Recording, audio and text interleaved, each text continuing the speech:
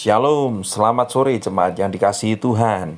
Kembali kita bertemu dalam ibadah permata, persekutuan rumah tangga. Mari kita akan menikmati hadirat Tuhan dengan pujian penyembahan, bahkan firman yang akan disampaikan oleh hambanya. Dan biar kiranya akan menjadi berkat kekuatan bagi kita pada sore hari ini. Mari bersama-sama kita menyembah Dia. Dan kita awali dengan doa. Tuhan berkati ibadah persekutuan rumah tangga pada sore hari ini. Setiap para pelayan-pelayan-Mu, pujian penyembahan yang akan kami naikkan, kiranya akan menjadi berkat bagi hatimu dan akan menjadi kekuatan buat kami. Dalam nama Yesus kami berdoa, haleluya. Amin.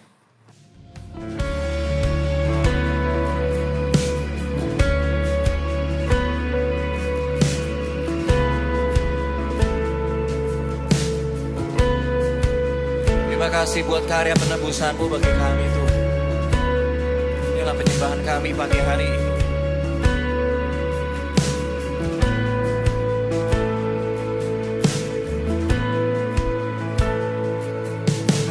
Kemanakah aku dapat pergi, menjauhi Roh-Mu yang suci, Kau sahabat.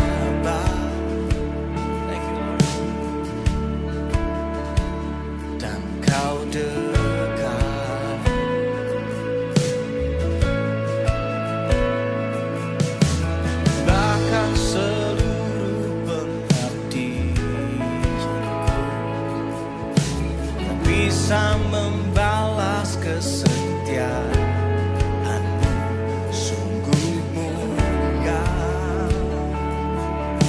Katakan dari hati. Dan berharga.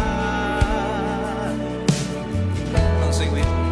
Sungguh besar pengorbanan-Mu bagiku, terlalu dalam untuk dimengerti. Sungguh besar, sungguh indah yang Kau pikirkan tentang-Ku. Thank you Lord. Tak terselami bagiku. Everybody sing. Sungguh indah.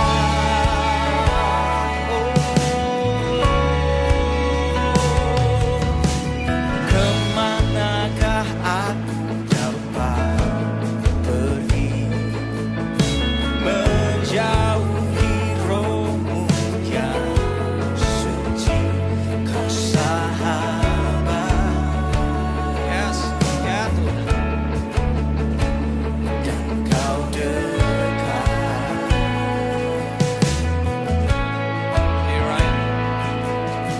Bahkan seluruh pengabdian-Ku tak bisa membalas kesetiaan-Mu,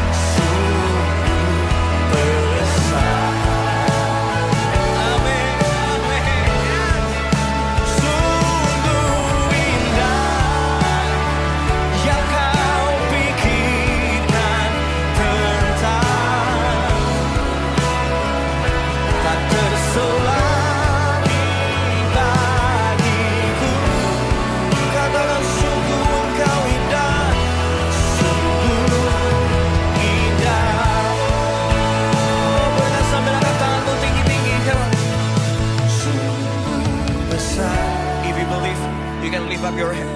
Kalau engkau percaya Yesus yang menebusmu, just raise up your hand. Angkat tanganmu bersama-sama. Nikmatin aja. Ini ucapan syukurmu. Kamu gak bisa bayar dosamu. Yesus yang bayar buat kita.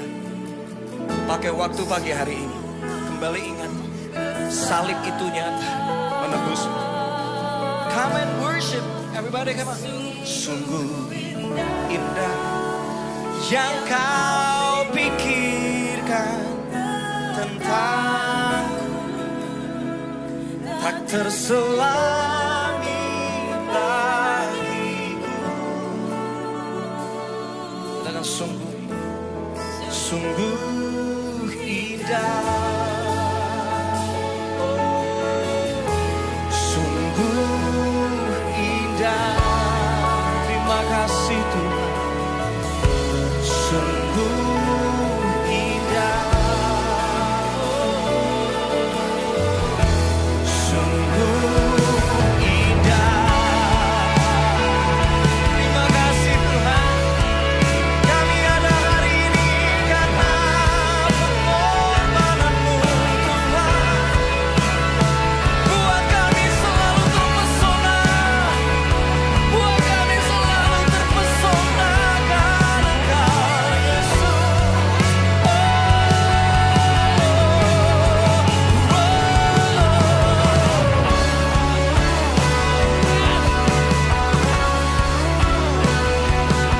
Thank you Jesus.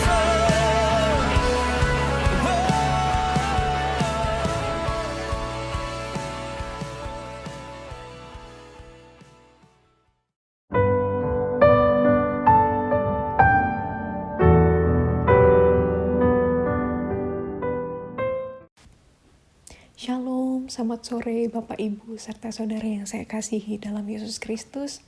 Syukur kita naikkan bagi Allah karena hari ini kita masih diberikan kesempatan untuk bersama-sama kembali menikmati ibadah Biston Online. Masih dalam satu tema besar yang sama, sudah beberapa minggu ini dan hingga beberapa minggu ke depan kita akan belajar tentang damai sejahtera. Bapak dan Ibu serta saudara sekalian, saya yakin bahwa tiap-tiap kita pasti mulai mengerti betapa pentingnya damai sejahtera di tengah kehidupan yang penuh dengan ketidakpastian. Damai sejahtera pada dasarnya memang dicari orang di dunia ini. Tidaklah berlebihan jika mengatakan bahwa semua orang merindukan damai sejahtera. Jika kita menengok lagi khotbah-khotbah yang disampaikan dalam Jumat-Jumat yang lalu, dalam beberapa minggu yang lalu, kita akan menemukan bahwa konsep damai sejahtera yang dimiliki oleh dunia dan konsep damai sejahtera di dalam Kristus Yesus adalah berbeda. Konsep damai menurut dunia adalah tentang kehidupan tanpa konflik, tanpa kesulitan, tanpa perselisihan, dan lain sebagainya. Oleh karena konsep inilah, akhirnya semua orang mencari, berusaha menemukan kedamaian versinya masing-masing, dan tidak menyadari bahwa kedamaian itu bersifat semu, tipuan, dan sementara. Lantas apa damai sejahtera yang dimaksudkan oleh Alkitab? Damai sejahtera yang dimaksudkan oleh Alkitab adalah suatu keadaan di mana kita mengalami keharmonisan dan persatuan dengan Tuhan, diri kita sendiri, dan sesama kita di tengah semua masalah yang terjadi. Saya akan membagikan buat Anda semua satu kisah menarik di dalam Lukas 1 ayat yang ke-67 sampai ke-80. Lukas 1 ayat 67 ayat yang ke-80, ayat yang ke-87 sampai ke-80. Saya akan membacakan Nyanyian pujian Zakaria. Dan Zakaria ayahnya penuh dengan Roh Kudus, lalu bernubuat katanya, "Terpujilah Tuhan Allah Israel, sebab ia melawat umatnya dan membawa kelepasan baginya. Ia menumbuhkan sebuah tanduk keselamatan bagi kita di dalam keturunan Daud hambanya itu, seperti yang telah difirmankannya sejak purbakala oleh mulut nabi-nabinya yang kudus, untuk melepaskan kita dari musuh-musuh kita dan dari tangan semua orang yang membenci kita, untuk menunjukkan rahmat-Nya kepada nenek moyang kita dan mengingat akan perjanjiannya yang kudus, yaitu sumpah yang diucapkannya kepada Abraham, bapa leluhur kita, bahwa ia mengaruniai kita, supaya kita terlepas dari tangan musuh, dapat beribadah kepadanya tanpa takut dalam kekudusan dan kebenaran di hadapannya seumur hidup kita. Dan engkau, hai anakku, akan disebut Nabi Allah yang Maha Tinggi, karena engkau akan berjalan mendahului Tuhan untuk mempersiapkan jalan baginya, untuk memberikan kepada umatnya pengertian akan keselamatan yang berdasarkan pengampunan dosa-dosa mereka, oleh rahmat dan belas kasihan dari Allah kita, dengan mana ia akan melawat kita, surya pagi dari tempat yang tinggi, untuk menyinari mereka yang diam di dalam kegelapan dan dalam naungan maut, untuk mengarahkan kaki kita kepada jalan damai sejahtera. Ada satu hal yang menarik dalam ayat-ayat tersebut yang saya temukan, yaitu pada ayat yang ke-68 sampai ke ayat yang 74. Di sana digambarkan tentang rupa dari Mesias yang dinanti-nantikan oleh bangsa Yahudi sejak zaman perjanjian lama. Bangsa Israel pada zaman itu selalu menantikan penolong mereka, Mesias mereka yang agung, yang gagah perkasa, yang berani, yang akan mengalahkan semua musuh-musuh dan memutarbalikkan keadaan. Namun kenyataannya hal ini sangat bertolak belakang dengan ayat yang ke-79, di mana dikatakan bahwa untuk menyinari mereka yang diam dalam kegelapan dan dalam naungan maut, untuk mengarahkan kaki kita kepada jalan damai sejahtera. Sungguh berbeda, bukan? Dari apa yang diekspektasikan, diharapkan bangsa Yahudi pada zaman dahulu tentang sosok Mesias yang akan menjadi penyelamat bangsa Israel dari kebencian musuh-musuhnya, yang akan memutarbalikkan keadaan bangsa Israel, membebaskan bangsa Israel. Juru selamat yang dimaksudkan lahir dalam keadaan hina di kandang maut, bayi kecil yang tidak berdaya, tidur di dalam palungan, dikelilingi oleh domba-domba, disambut oleh para gembala. Itulah pahlawan yang datang, bukan dalam baju zirah, bukan dalam pakaian yang serba mewah, dalam kekuasaan dan lain sebagainya, tetapi Juru Selamat yang dinubuatkan itu lahir dalam keadaan yang lemah, di tempat yang tidak pernah orang bayangkan. Hadir dalam kelemahan. Inilah arti damai sejahtera yang sesungguhnya. Damai sejahtera atau jalan menuju damai sejahtera yang Alkitab maksud adalah damai sejahtera atau keselamatan yang kita hanya dapat di dalam Yesus Kristus. Yesus Kristus yang adalah satu-satunya jalan kebenaran dan keselamatan yang harus kita pilih, kita harus jalan ke dalamnya. Yesaya 9 ayat 5. Sebab seorang anak telah lahir untuk kita, seorang putra telah diberikan untuk kita. Lambang pemerintahan ada di atas bahunya, dan namanya disebutkan orang, penasihat ajaib, Allah yang perkasa, Bapa yang kekal, Raja yang damai. Oleh karena itu, Bapak Ibu, saudara sekalian, yang mau saya tekankan sore hari ini adalah damai sejahtera itu berarti kita mengenal Tuhan dengan benar.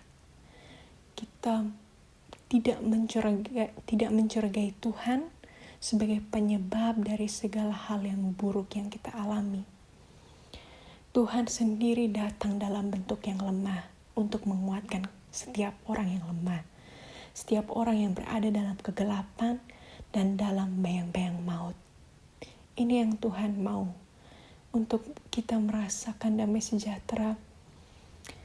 Kita harus berjalan bersama-sama dengan Tuhan dalam jalan damai sejahtera yang telah Dia tunjukkan. Jadi mari kita menjumpai Tuhan secara pribadi dan mengalami Tuhan, berakar dalam Tuhan, dan menghasilkan buah roh yang disebut damai sejahtera. Maka dari itu penting bagi kita, Bapak, Ibu, Saudara sekalian, penting bagi kita orang-orang yang percaya, yang telah mengetahui tentang kebenaran ini, bahwa kita harus senantiasa menjaga hati kita dan memusatkan seutuhnya perhatian kita kepada Bapa kita yang ada di surga, yang adalah sumber dari segala sesuatu, Bapa yang adalah pemilik dari segala sesuatu dan berkuasa atas segala sesuatu. Yesaya 26 ayat 3 mengatakan bahwa yang hatinya teguh kau jagai dalam damai sejahtera, sebab kepadamulah ia percaya.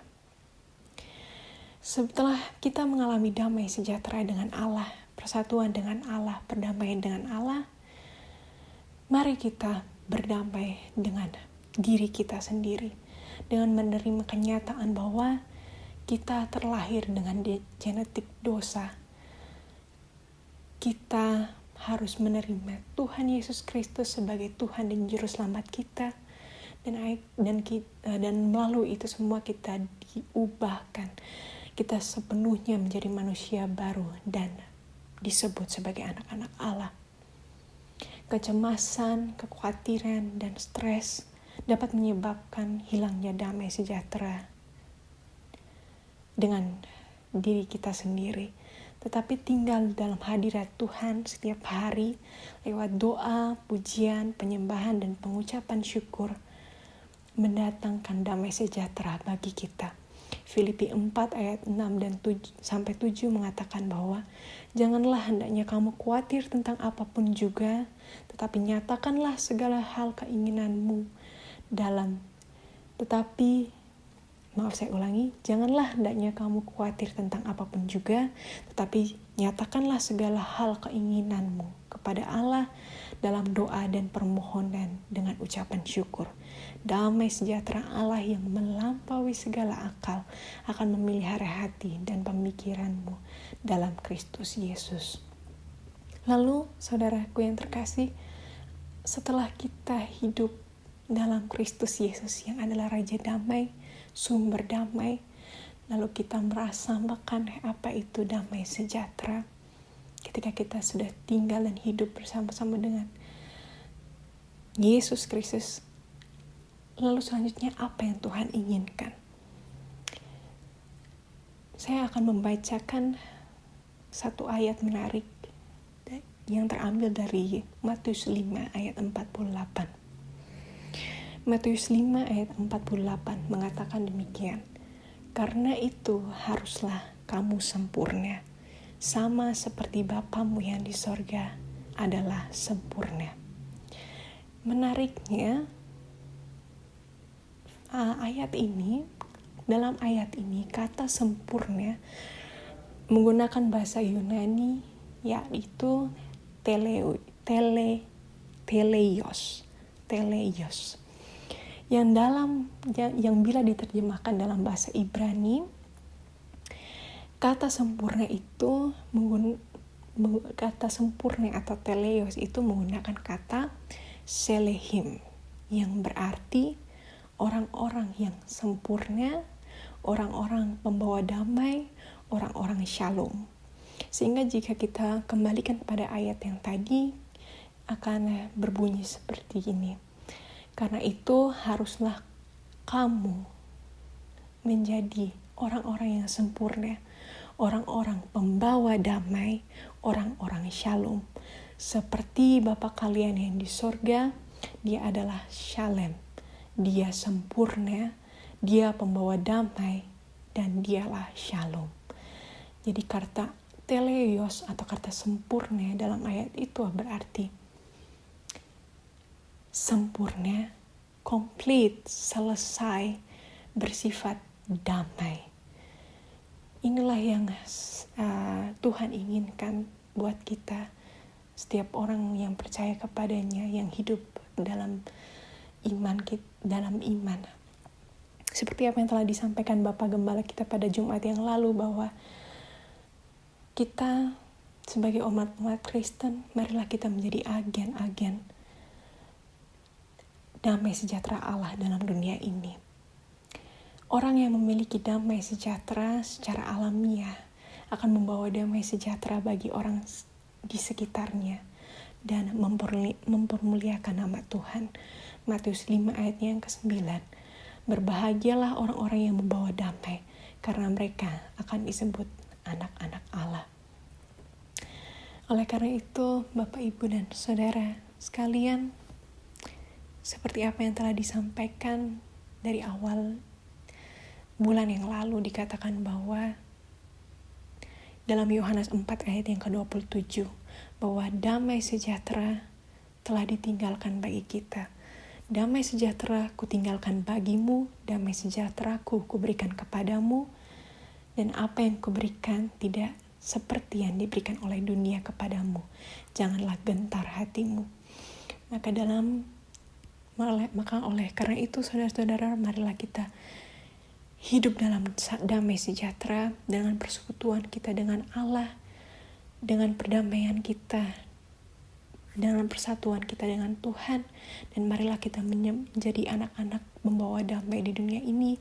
Kita menjadi sempurna, kita menjadi orang-orang shalom, pembawa damai sejahtera bagi orang-orang di sekitar kita, sehingga orang-orang di sekitar kita dapat merasakan kasih setia yang daripada Tuhan. Karena Allah yang kita sembah adalah Allah yang merupakan sumber dari segala kedamaian, Allah yang perkasa, Bapa yang kekal. Amin.